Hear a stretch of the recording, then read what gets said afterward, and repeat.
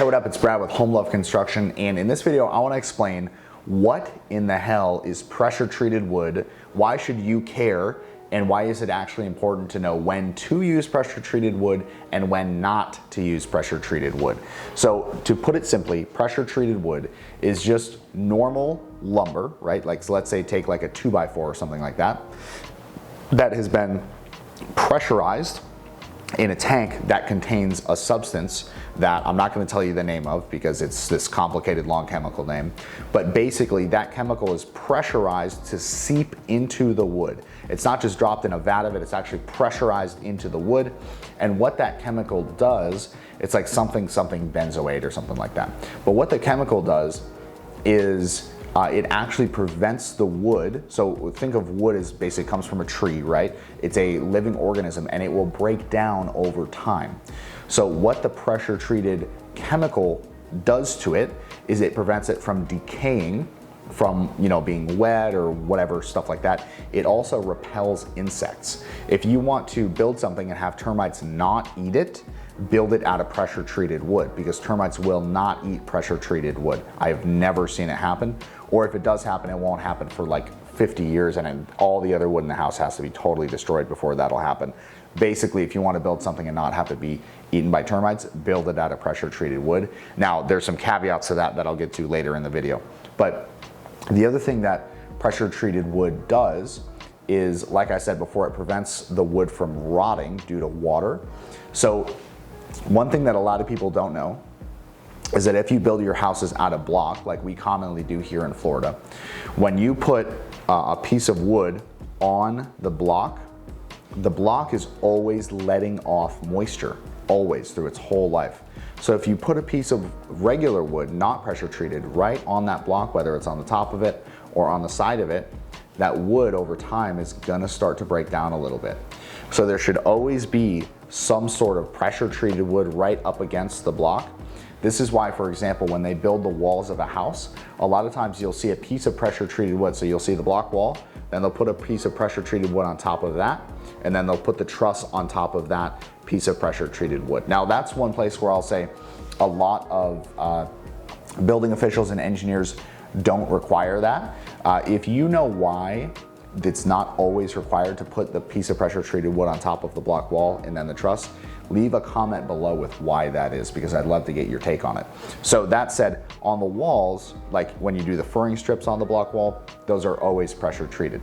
And if you're building like a wall on a concrete slab, the bottom piece of wood on the wall, again, always a piece of pressure treated wood. That's so that it doesn't decay, because concrete is wet for its whole life.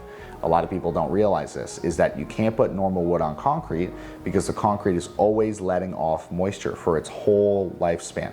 So to prevent that breaking down, you do the pressure treated stuff. So where should you not use pressure treated wood? There are a couple places where it's very important to know that you should not be using pressure treated wood. For one, this was funny, I was just reading this in a book. You shouldn't use it on playgrounds because it is chemically treated. I guess children are known to lick things, and the chemical can be harmful to their health. It's just not good to put stuff like that in your body. So it's not recommended for playgrounds. It's also not recommended for places where the wood is not gonna be like strapped in. And what I mean by that is if you have, let's say like the fascia on the edge of your roof line, should not be done with pressure treated wood, because the thing that's not really known that well about pressure treated wood is that as it dries, because it is much wetter than normal wood, it's literally soaked in a chemical and pressurized in, so it makes the wood very wet, very heavy as well, by the way. But as it dries out, it twists more than normal wood. So if it's not in a place where there's something preventing it from twisting, like blocking or something like that, the wood is gonna twist and warp over time, and it can create a lot of problems. It can create problems in whatever's over top of it. It can crack paint. It can even separate itself from whatever it's nailed to. You can pull wood that warps, can pull nails out with the strength of it twisting and warping.